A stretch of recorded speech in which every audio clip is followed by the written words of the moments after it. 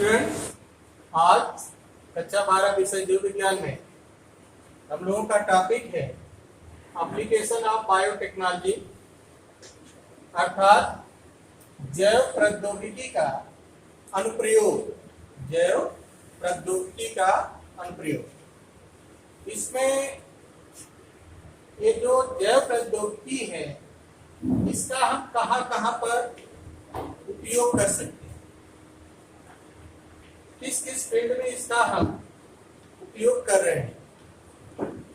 कुछ टॉपिक हमने लिया है, जैसे बायोटेक्नोलॉजी की सहायता से बीटी क्रॉप्स उत्पन्न की गई है, बीटी फसलें उत्पन्न की गई।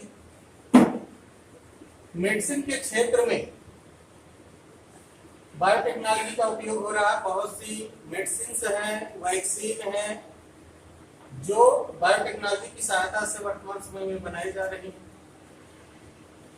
जीन चिकित्सा बायोटेक्नोलॉजी की सहायता से की जा रही है और कुछ ट्रांसजेनिक एनिमल्स भी उत्पन्न किए गए। इनका डिस्क्रिप्शन आज हम लोग यहाँ पे करेंगे। तो सबसे पहले बीटी क्रॉप क्या होता है। ऐसी फसलें होती हैं जो इंसेक्टिसाइड स्वयं बनाती है। ये ऐसी जेनेटिक मॉडिफाइड फसलें हैं जिनमें इंसेक्टिसाइड अर्थात कीटनाशक पदार्थ का संश्लेषण होता है, जिससे कीट उसके ऊपर अटैक नहीं करते, फसल आपकी बची रहती है और प्रोडक्शन बढ़ जाता है। जैसे बीटी कॉटन है, ये कैसे उत्पन्न किया जाता है। तो एक बैक्टीरिया होता है बैसिलस thuringiensis। क्या है ये? बैक्टीरिया। इस बैक्टीरिया के अंदर एक जीन होता है जिसे हम बीटी जीन कहेंगे। बैसिलस thuringiensis बैक्टीरिया के अंदर एक जीन होता है और वो जीन इंसेक्टिसाइड बनाता है, अर्थात ऐसे पदार्थ का संश्लेषण करता है। अगर वो इंसेक्ट के अंदर पहुंच जाए तो इंसेक्ट क्या हो जाएगा? किल हो जाएगा। तो उसी जीन को हम जेनेटिक इंजीनियरिंग के माध्यम से बैसिलस thuringiensis बैक्टीरिया से निकाल लेते हैं और उसे जिस क्रॉप अर्थात फसल में चाहते हैं उसी के साथ उसको जोड़ करके उस फसल के जो जीनोम है उसको चेंज कर देते हैं। अर्थात जीनोम में जो फसल होगी, फसली पौधा हमारा होगा, जो कुछ भी है, जैसे काटन का पौधा है, टमाटर है या आलू है, बैगन है, कुछ भी, तो उसमें क्या करेंगे, जो ये बैसिलस thuringiensis नामक बैक्टीरिया में क्या है, जीन है जो इंसेक्टिसाइड बनाता है, उस जीन को यहाँ से जेनेटिक इंजीनियरिंग या बायोटेक्नोलॉजी के माध्यम से अलग करेंगे। इसके बाद उसे इसमें स्थानांतरित करेंगे, फसल के जीनों में उसको ले जा करके जोड़ देंगे। इस प्रकार से वो फसल जो होगी, जो भी क्रॉप होगा, उसमें स्वयं इंसेक्टिसाइड बनेगी।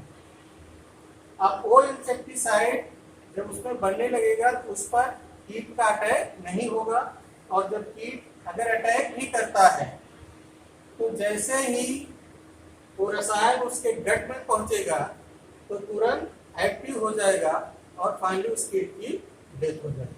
आपकी फसल सुरक्षित बची रहती है। तो इस प्रकार से बहुत से फसलें इस समय उत्पन्न की गई हैं, जिसमें बीटी कॉटन है, बीटी बैगन है,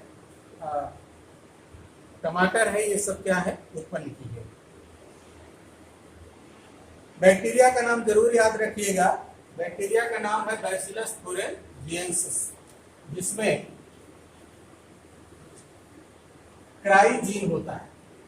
कौन सा जीन है? Cry gene. और उसी जीन को ला करके हम इसमें दूसरा है application in medicine. Application in medicine, medicine के क्षेत्र में बहुत सी ऐसी दवाएं हैं जो कि प्राण रक्षक दवाएं हैं और उनका औद्योगिक स्तर पर उत्पादन करना होता है। औद्योगिक स्तर पर अगर उत्पादन करना है तो बायोटेक्नोलॉजी के माध्यम से हम ऐसी दवाओं को बना सकते हैं। उसमें एक मैं एग्जांपल ले रहा हूं, इंसुलिन। इंसुलिन आप जानते हैं जो मनुष्य में पैंक्रियाज होता है, पैंक्रियाज की जो बीटा कोशिका होती है, उसी बीटा कोशिका में इंसुलिन फॉर्मेशन का जीन पाया जाता है जो इंसुलिन बनाता है। और इंसुलिन जो होता है वो आपके शरीर में ग्लूकोज का मेटाबॉलिज्म कंट्रोल करता है। अगर इंसुलिन की किसी व्यक्ति में कमी हो जाती है तो ऐसे व्यक्ति में क्या होगा, ग्लूकोज का लेवल ब्लड में बढ़ जाता है, जिससे उसे डायबिटीज हो जाती है। तो उसके कंट्रोल के लिए इंसुलिन दिया जाता है। इंसुलिन को बड़े पैमाने पर अगर बनाना हो तो हम बायोटेक्नोलॉजी की सहायता ले सकते हैं। ह्यूमन सेल लेंगे जिससे हम डीएनए को आइसोलेट करेंगे। आइसोलेट करने के बाद उसे रिस्ट्रिक्शन एंडोन्यूक्लियस एंजाइम की सहायता से कट कर देंगे। इसी प्रकार से एक बैक्टीरियल सेल लेंगे, वहां से प्लाज्मिड को अलग करेंगे जो कि वेक्टर डीएनए के रूप में होता है।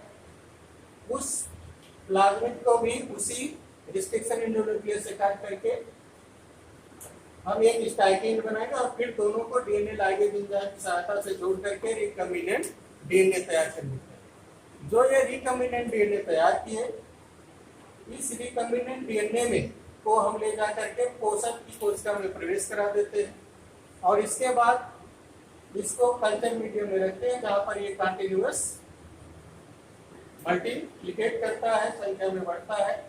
उसी के साथ साथ हमारा जीन भी क्या होता है, मैनिपुलेट हो जाता है।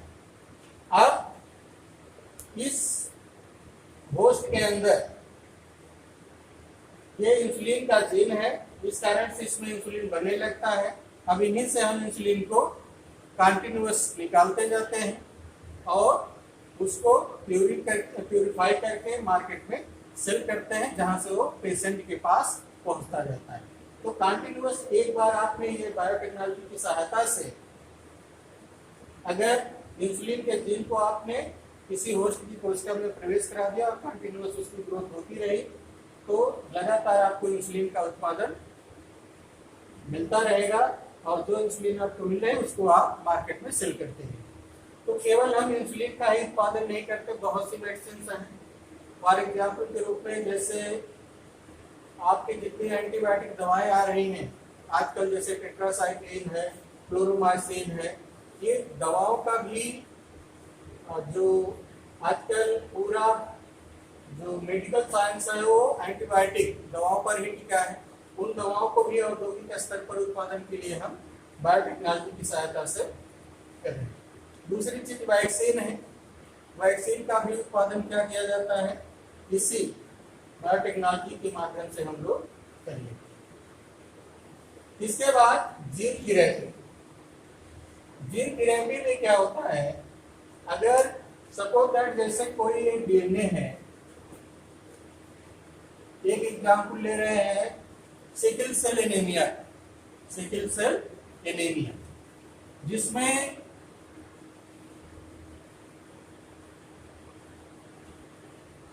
जो जीन होता है सिकल सेल एनीमिया का, तो उसमें एक स्थान पर टी आ जाता है, एक स्थान पर टी, जो जी ए जी सी ई सी, ये नॉर्मल जीन है। सिकल सेल एनीमिया जीन नहीं बल्कि ये क्या है, HbA, ये नॉर्मल जीन है। और जब इस प्रकार का बेस अनुक्रम रहता है तो ग्लूटामिक एसिड बनता है, ग्लूटामिक एसिड। एक कोड है एक जेनेटिक कोड है और इस एक जेनेटिक कोड में अगर इस तरीके का कोड है तो क्या बनेगा, ग्लूटामिक एसिड बनेगा। किस स्थान पर, छठे स्थान। लेकिन एक अगर यहाँ पे बेस जहां पर ए है वहीं पर टी हो जाए, जी टी जी सी ए, तो यहां पर चेंज होते ही ये 5-3 तो ये है सिकल सेल एनीमिक जीन हो जाएगा। अब इसके कारण जो एमआरएनए बनेगा उस पर जो कोड आएगा, ये मान लेते हैं एमआरएनए है। अब एमआरएनए पर कोड क्या हुआ, GUG, और यहाँ पर जो एमआरएनए बनेगा उस पर कोड क्या आएगा, यहाँ पे आएगा GAG। ये हमारे, अब थोड़ा सा यहाँ पे देखिए, एक कोड के बदल जाने से, एक कोड में केवल एक बेस बदला है और उसके बदल जाने से अमीनो अम्ल जो होता है, जहां पे ग्लूटामिक एसिड का निर्माण होना चाहिए था, वहां पर वायलिन बन जाता है। क्या बन जाएगा, वायलिन। तो छठे स्थान पर जब हीमोग्लोबिन में वायलिन बन जाता है तो ऐसा हीमोग्लोबिन दोषपूर्ण हो जाता है। और ऐसे में अगर इस व्यक्ति को क्या किया जाए, थोड़ा सा ऑक्सीजन के कमी वाले क्षेत्र में रखें तो पहले स्थान का वायलिन और छठे स्थान का वायलिन आपस में जुड़ जाता है और इस प्रकार से जो आरबीसी की संरचना है वो हंसियाकार हो जाती है, उसमें ऑक्सीजन के परिवहन की क्षमता समाप्त हो जाती है और फाइनली उसकी डेथ हो जाती है, केवल एक बेस के चेंज हो जाने से।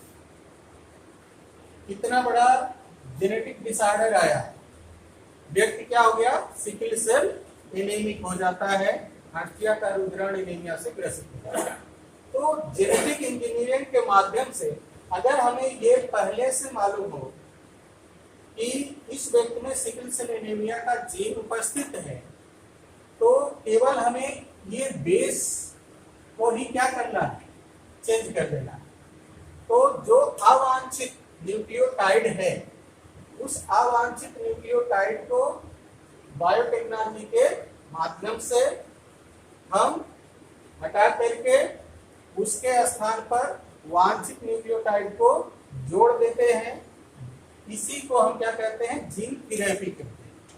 अब ये व्यक्ति जो होगा, जो एम्ब्रियोनिक स्टेज में क्या था, सिकल सेल एनीमिया से ग्रसित था, तो एम्ब्रियोनिक स्टेज में ही हम क्या करेंगे, इसकी जीन थेरेपी कर देंगे और जीन चिकित्सा होते ही ये व्यक्ति क्या हो जाएगा, पूर्ण रूप से स्वस्थ रहेगा, फिर से लाइफ में सिकल सेल एनीमिया नहीं होगा। तो यहाँ पे फिर से देखें, जीन थेरेपी क्या है। जीन थेरेपी जो हमारे डीएनए में ऐसे जीन होते हैं जहाँ पर अवांछित न्यूक्लियोटाइड होते हैं, उस अवांछित न्यूक्लियोटाइड को हम लोग बायोटेक्नोलॉजी या जेनेटिक इंजीनियरिंग के माध्यम से हटा करके उसके स्थान पर वांछित न्यूक्लियोटाइड को जोड़ करके जीन की थेरेपी करते हैं और इस प्रकार से होने वाले अनुवांशिक रोगों से बचा देते हैं, पेशेंट को क्या करते हैं, बचा देते हैं। इसके बाद अगला टॉपिक है ट्रांसजेनिक एनिमल। ट्रांसजेनिक एनिमल किसे कहते हैं, ध्यान दीजिए, ऐसे जन जो किसी दूसरे जीव के जीन को ग्रहण करने के कारण से उनके जीनोम में परिवर्तन आ जाता है, उन्हें हम क्या कहते हैं, ट्रांसजेनिक एनिमल कहते हैं। ऐसे जन जिनका जीनोम किसी दूसरे जीव के जीन को ग्रहण करने के कारण से बदल जाता है, उसे आप क्या कहेंगे, ट्रांसजेनिक एनिमल कहते हैं। जो ट्रांसजेनिक एनिमल्स होते हैं, इनका जो निर्माण किया जाता है तो कुछ पर्पज के लिए किया जाता है, जैसे उसमें फिजियोलॉजिकल रिएक्शन कैसे होते हैं इसके लिए ठीक है ट्रांसजेनिक एनिमल्स उत्पन्न किए जा रहे हैं।